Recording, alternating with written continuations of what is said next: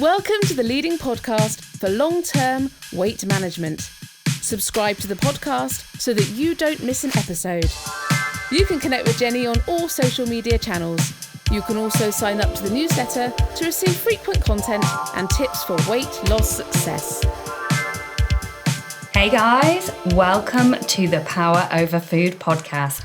I am your host, Jenny McDonald, the Food Freedom Fairy, and I'm super excited to be here. I'm super excited because it's a Friday, which always feels good. And even though I've got a jam-packed weekend ahead, it just feels, I don't know, you just get that Friday feeling, don't you? So today's episode is a little bit different because my focus recently has been on recording the audiobook for the book the diet industry doesn't want you to read. And I was going to read out some bits from the book, and then I thought, actually, what might be really nice for you guys is for you to get a taster of the audiobook.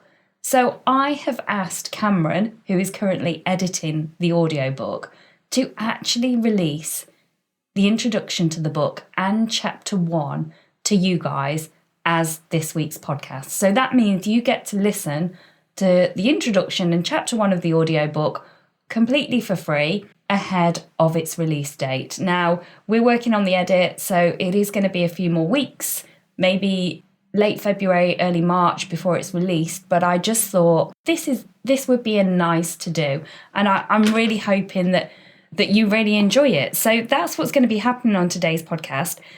And just before we head into that, I just wanted to let you know, if you are not already part of my free Facebook group, please come and join the community, and come and join it especially because on the Tuesday the 13th of February, I'm going to be doing some free live training in there. We're going to be talking about the ABC to weight loss and food freedom, and I'm going to be sharing with you what I believe is the perfect recipe to not only release weight, but to heal your relationship with food.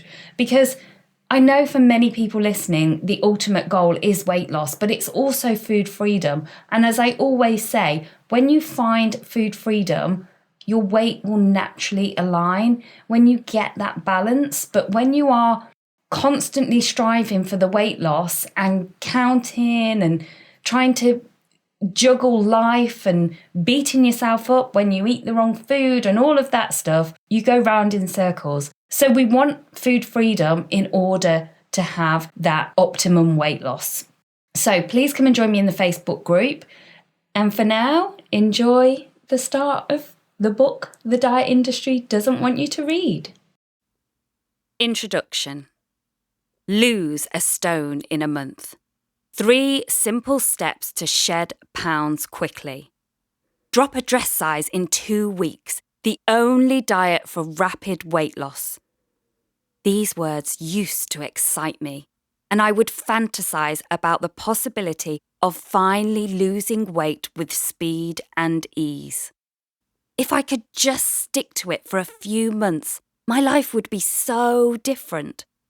I would be confident. I would like myself, respect myself.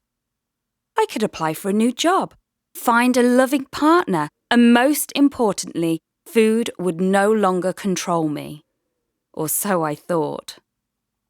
Looking back, I never considered body acceptance, and I certainly never thought about sustainable weight loss. As a yo-yo dieter, I would daydream about how quickly I could lose weight. Triggered by a special occasion, holiday, or Christmas, I would think, if I could be 2 or 3 sizes smaller by said event, I would feel so much better.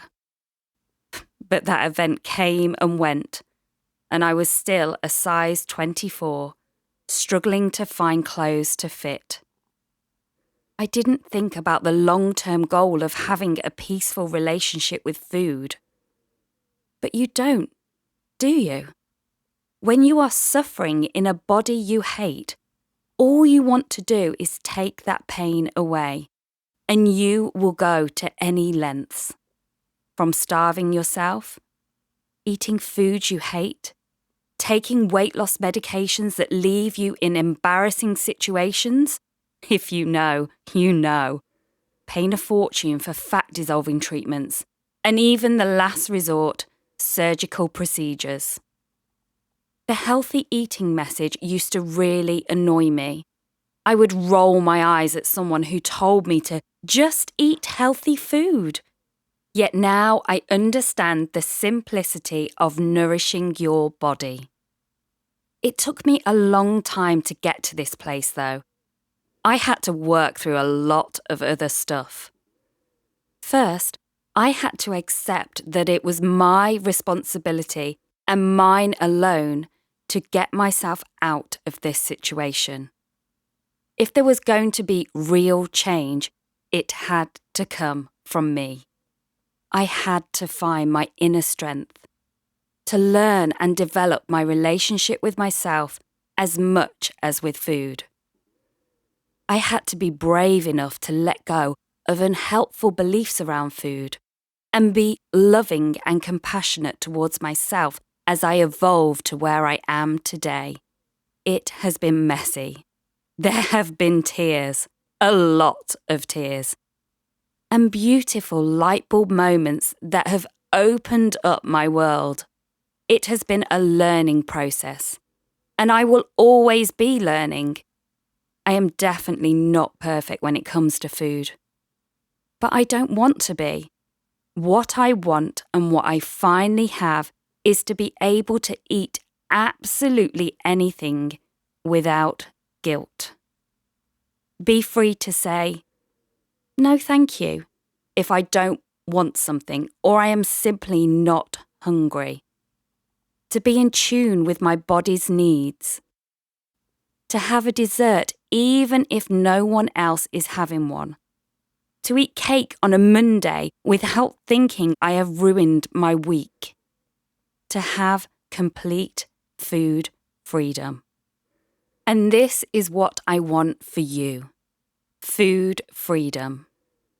And I am guessing, as you are listening to this book, you want it too. Before we dive in and I share my story, client stories, and various tools and strategies to help you, I need to share a secret.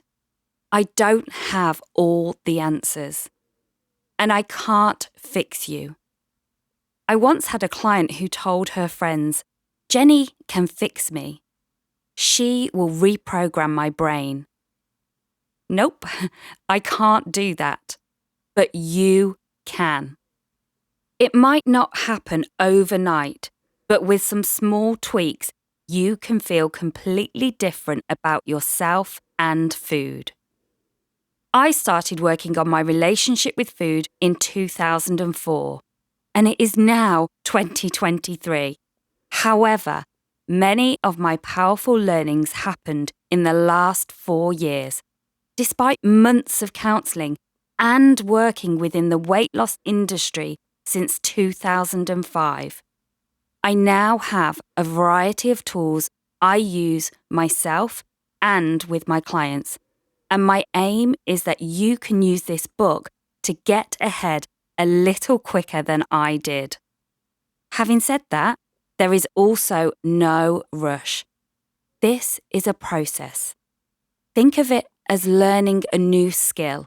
And of course, you will need to let go of some deep-rooted beliefs around food. Take your time.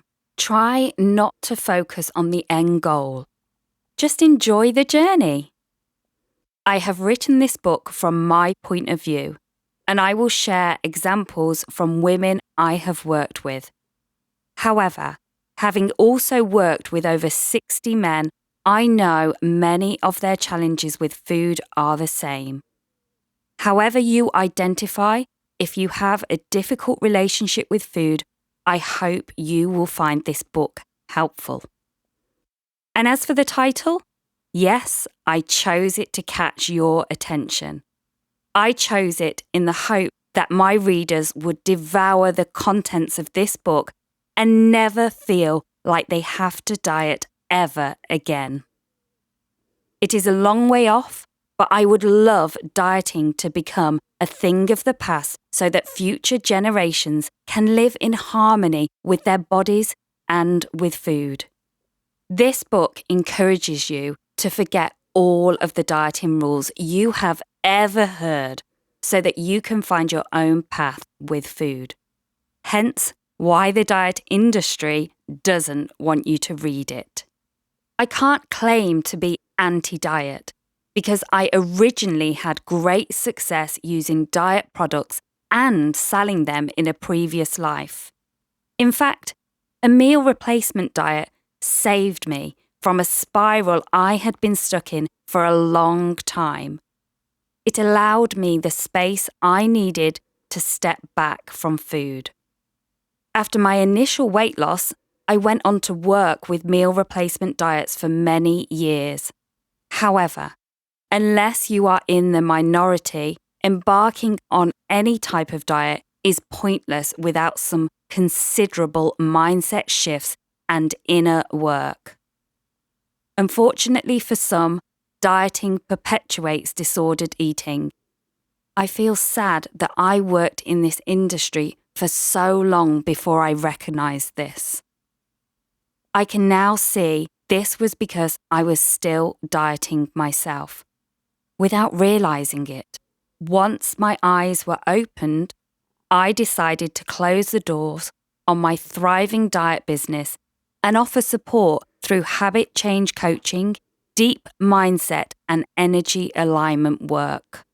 I recommend you read the book and thoroughly explore each activity before moving on to the next chapter. Like any self-help book or training, it works if you do the work. Reading this book will hopefully offer you a new perspective. However, implementing the processes I share will help you make long-term changes. Whilst this book offers tools and guidance, it does not replace professional help.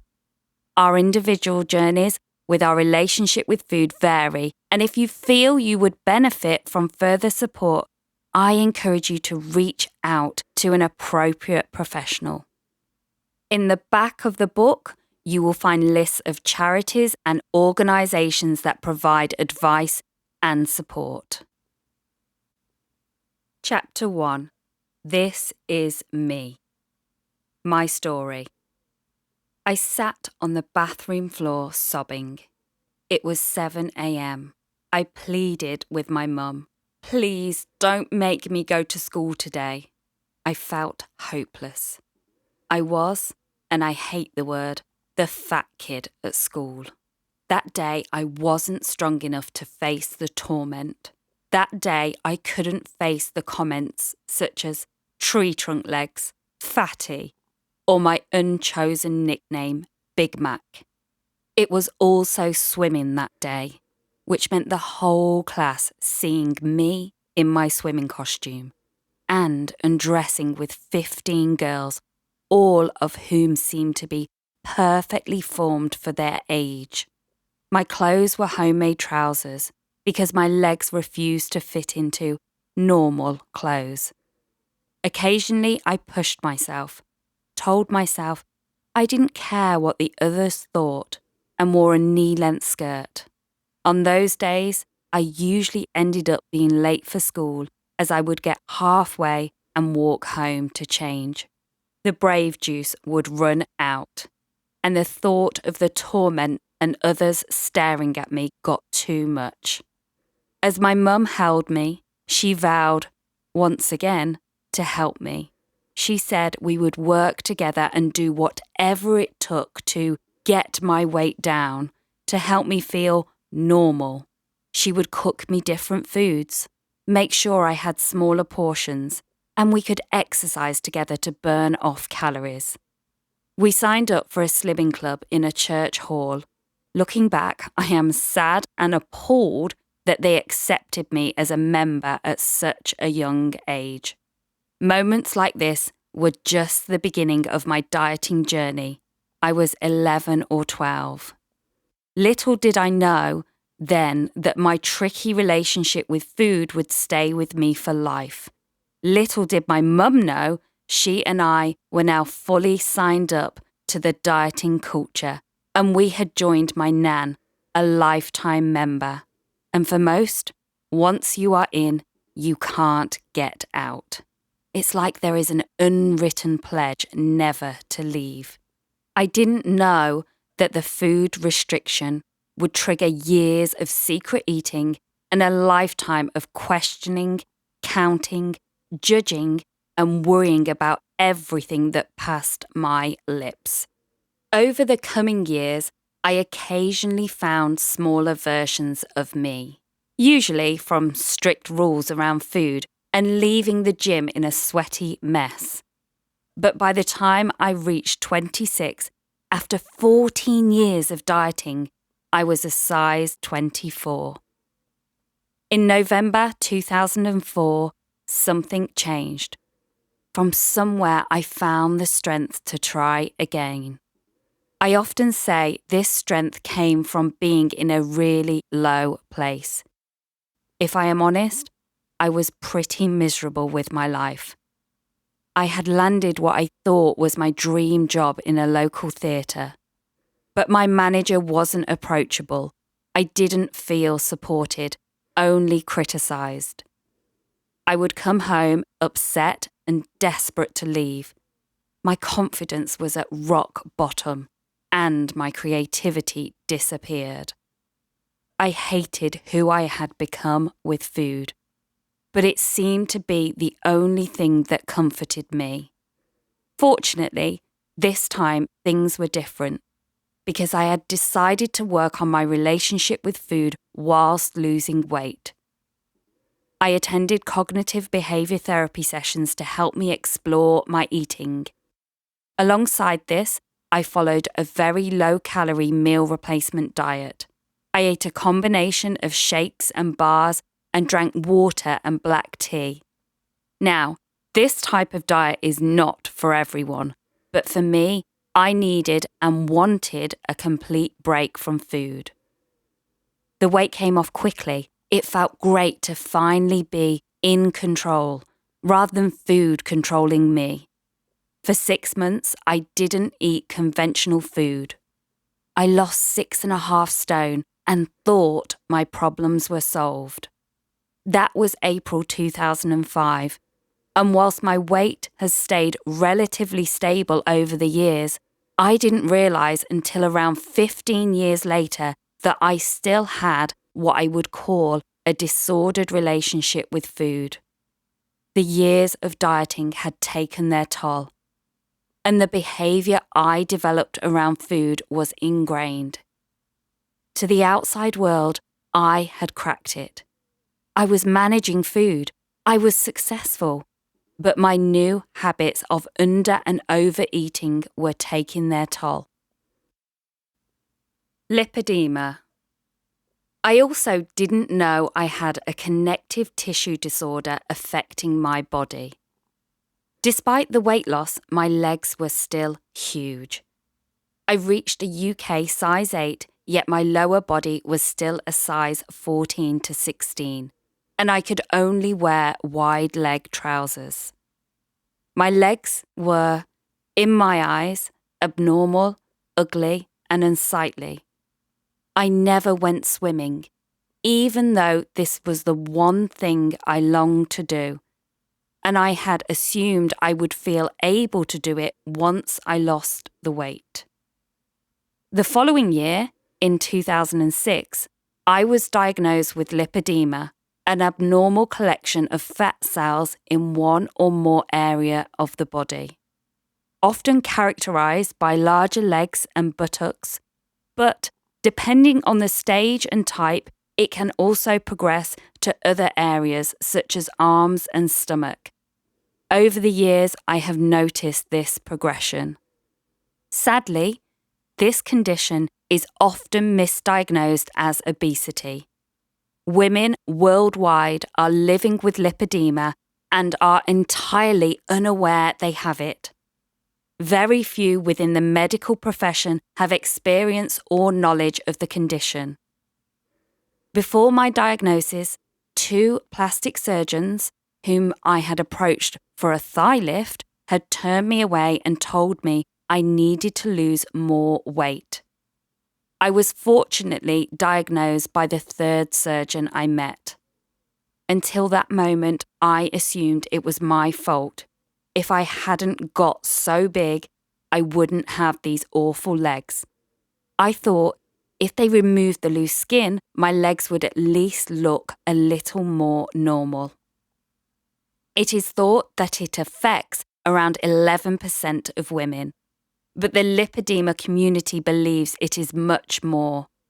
Below is a description of lipedema taken from the Talk Lipedema's website. Lipedema is a condition of the fat and connective tissue.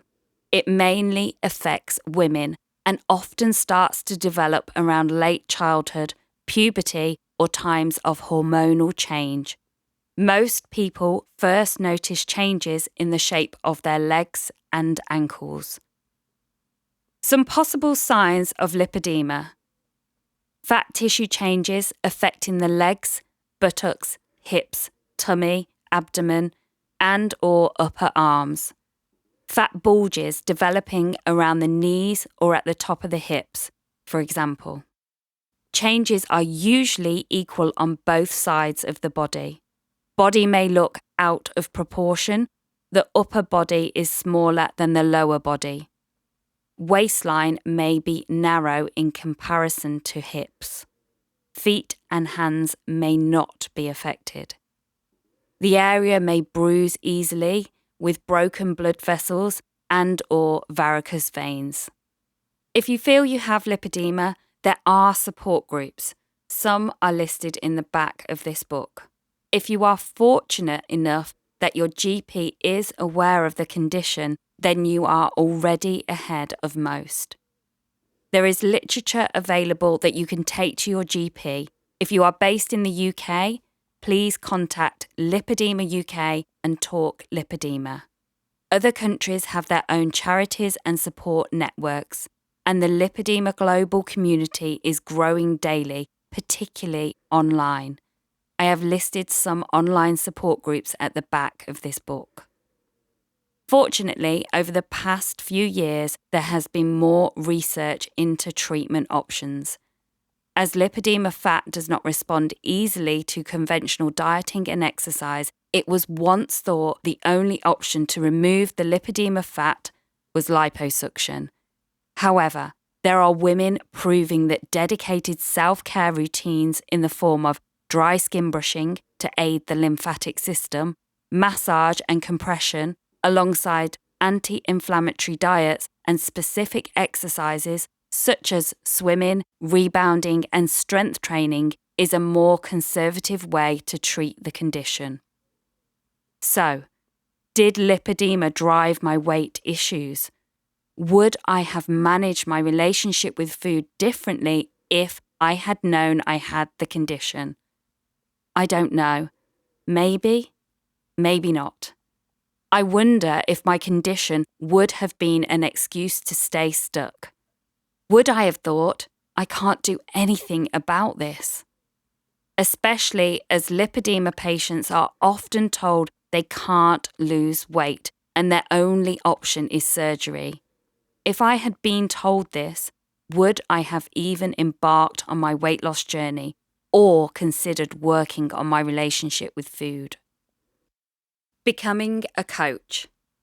I was overjoyed when I lost weight, and I wanted to help others do the same.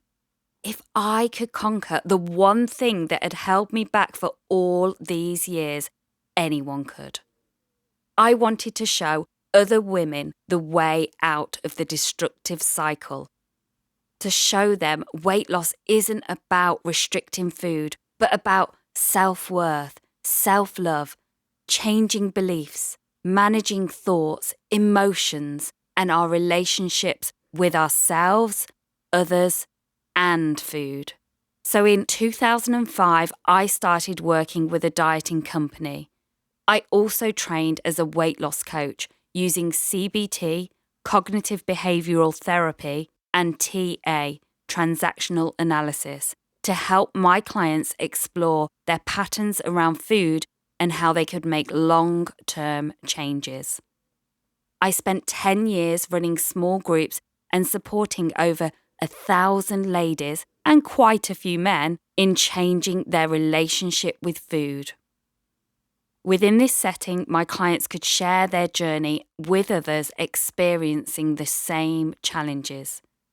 They were still dieting, but diving far deeper into the root cause of their eating along the way. Over the years, I noticed those who attended meetings after they had lost the weight were far more successful. They continued to develop their new skills with their mind and food and kept their weight stable. Whilst we explored their relationship with food during the weight loss phase, when they reached their goal, their focus changed and the battle with food started again. Unfortunately, most of my clients didn't want to attend management meetings. They didn't value the meetings as much as they did in the weight loss phase, and I understood why. When we are in the "this is amazing, I have finally lost weight" place, we don't necessarily want to focus on the details. We are just happy to be in a smaller body. Some ladies described it as finally being cured. They were grateful, but didn't have time to continue to develop their relationship with food. They had holidays to take, shorts to wear, and parties to attend. Plus, they didn't want to spend more money on themselves. They felt it was wasteful or unnecessary. They still had work to do on valuing themselves. After 10 years in 2015, I closed my business and took a break from weight loss. I followed my other passions, theatre and teaching. I set up my own performing arts academy under a well-known brand. I loved my students.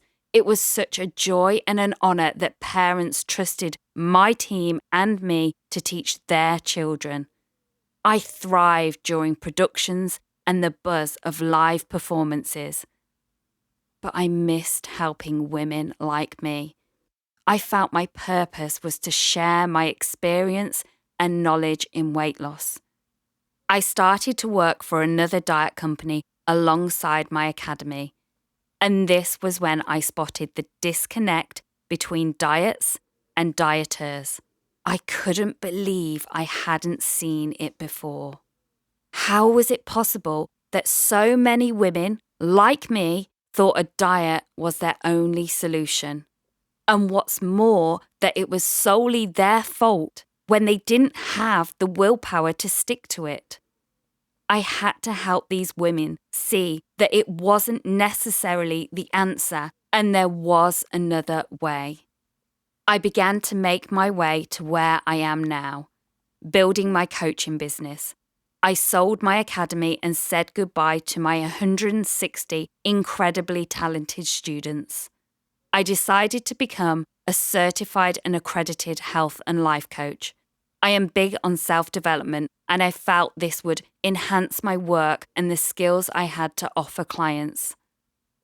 Whilst completing this qualification, I had a revelation. Little old me, who thought she was doing well with food, was still stuck in the dieting cycle. I don't know how or why I had not seen this before.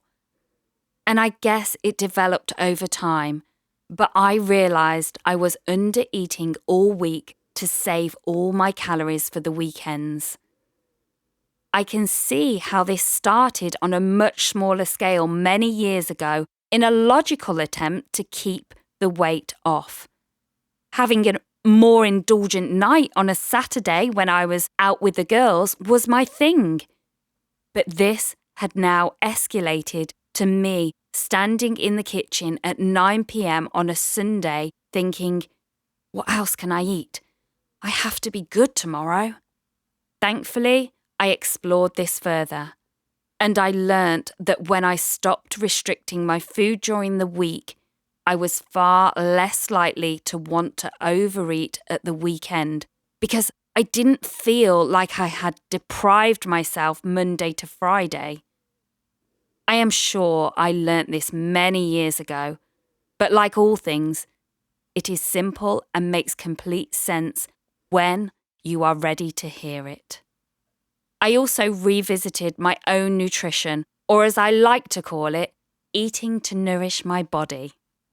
Again, I hadn't realised that my eating habits were pretty shocking, all developed in the desperate attempt to stay at my lower weight. I was helping my clients with this whilst doing the complete opposite myself. When I started eating properly, my mind was blown. I had been focusing so much on keeping the weight off that I hadn't paid attention to the patterns I had fallen into. So, this is me, a 44-year-old woman who has just about broken free from dieting. And like every good fairy tale, there is a happy ending. The years of fighting with food and working in the dieting industry have made me who I am today, a coach who is passionate about helping others to break free from dieting and find peace with food. What I have also realised is how broken the dieting industry is. A never-ending cycle we buy into in the hope it will solve our problems. Every January, there is a new quick fix diet that promises to work. Even those diets that advertise healthy eating and creating a sustainable diet for life sell ready meals and processed foods. Each class leader can be miles apart with their empathy, understanding, knowledge and skills. Even those at the top of their game are still managing a group of serial dieters who tell each other what they should and shouldn't eat and what delights they have got away with eating and not gained weight. Some groups praise or even shame the dieters depending on what the scales say. I know women who say they stick to their diet because they don't want to be humiliated when they weigh in. This makes me sad. It is no way for grown women to be living their lives. Yet this is where we are, and where many still believe they will find the answer. In 2020, I launched the Power Over Food podcast. I aim to share my thoughts on shifting the needle within the dieting world. When I look back at the early episodes, I was still very much on a learning curve myself. But then, we are always learning, aren't we? In 2021, I founded the Becoming You Academy, a safe place for ladies to explore and develop who they are and their relationship to food. In the academy, the ladies work together in small groups. For many, this is more powerful than working alone. We find comfort in knowing we are not alone, and that others are experiencing the same challenges. The group allows women to share their thoughts and feelings without being judged. This is also great accountability. Not only do the ladies want to succeed individually, but they also want each other to succeed. It is a pleasure and an honour to share my clients' journeys. Why write a book? I was inspired to write this book to reach more women who, just like me, have been on this treadmill for years. Battling food and weight is soul-destroying, and I don't want anyone to stay in the cycle. I wouldn't wish this curse on my worst enemy, not even those school bullies. My aspiration for this book is to show an alternative method to tackling weight and food issues. Hopefully far more rewarding, insightful and easier than dieting. Anyone with a love-hate relationship with food will understand the challenge is not the food. If you have scanned this book, you will see it has very little information about what to eat. Because the real challenge is why you eat. I have always said managing food is about how we manage life. When you have developed unhelpful habits around food, a diet will not fix it. Whether food is a comfort when you are feeling upset, soothes you when you are angry, frustrated, or lonely, or it is there to help you relax at the end of a long day, something to do when you are bored, or the food just tastes damn good. Aside from your feelings, you may have learned that it is rude to refuse or leave food on your plate, or that food is good or bad, and you are good or bad depending on what you have eaten. And these are just a small sample of thoughts, beliefs, and emotions you are dealing with daily as you try to find the answer, to find the switch that will change things for you. You dream of one day only eating when you are hungry, and that food is always home-cooked, tasty, maybe even organic. You dream of sliding into that outfit hanging in your wardrobe for years, which is no longer in fashion, but you don't care because you know you will feel amazing in it. But with every failed attempt at dieting, you take a step further away from your dreams and hopes of cracking this food thing. You know there is a danger of never working things out. You may have even resigned yourself to always struggling with food. But you also know that if you never work this out, you have years ahead of you, always wondering if there is an answer. And if you don't solve this, you will have to accept that this is where you are staying, in a place where food will forever control your thoughts. I certainly don't think we all need to be a specific size, weight, or shape. As you will see, this book isn't about reaching your textbook weight. I also know that being smaller isn't always the answer we think it will be. This is about finding your happy place inside, finding peace within, accepting and loving who you are, whatever weight you are. The ultimate aim of this book is to promote self-love, a healthy mind, and food freedom. I did question whether cutting all talk of weight loss from the book was a better way forward. But after countless polls with my followers and clients, I know that most want to lose weight and find food freedom. Note, when you develop a healthy relationship with yourself and food, your weight becomes less of a concern and you will naturally align to a place that is right for your body. Whilst I will interchange between the phases weight loss and having a peaceful relationship with food, please take what is relevant to you.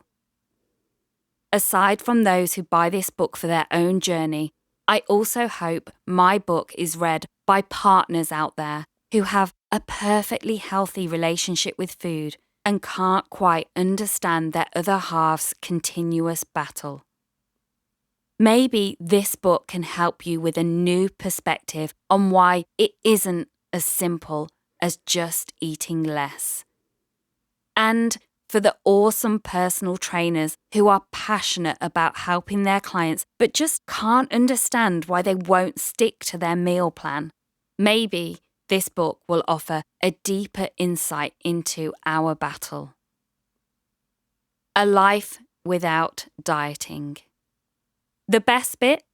There is a way out. You do not need to diet ever again. Just say that out loud. I never have to diet again. Can you feel a sense of relief saying that? Okay, I know it may be followed with, but I want to lose weight, so surely I will still have to restrict my food thoughts. Nope, not necessarily. Once you change your thoughts and feelings about food and yourself, weight loss becomes much easier. In this book, I will take you through the steps that I believe will help you rebuild your relationship with yourself and create a peaceful relationship with food. We start by looking at what it means to have a difficult relationship with food and why it is so damn hard to change it. It seems like we have pretty much everything stacked against us here. Then we will work on simply accepting where you are right now. This is huge. It's easy to come from a place of anger and frustration, but this will not serve you. Let's work from a place of compassion, letting go of judgment. We will then look at building your awareness. Through doing this, you will get to know exactly where the cracks are and how to repair them. A crucial piece of the puzzle is getting to know the voice in your head. You will make friends with her. Yep, no more fighting about what you should and shouldn't eat. Then you can start to work on valuing the amazing person you are and embracing self-love. You will discover your core beliefs and look at your identity and how you see yourself in this world.